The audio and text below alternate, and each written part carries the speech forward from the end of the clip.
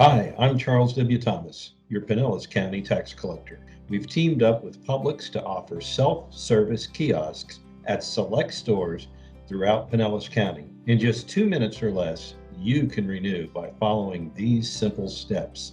Select Get Started, then follow the prompts and enter either the PIN from your renewal notice or your license plate number and date of birth. Next, continue to follow the prompts and select either a 1 or 2 year renewal period.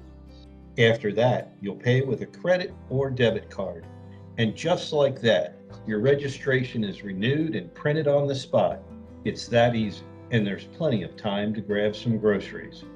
So head out and renew your registration today at one of these 3 convenient Publix locations.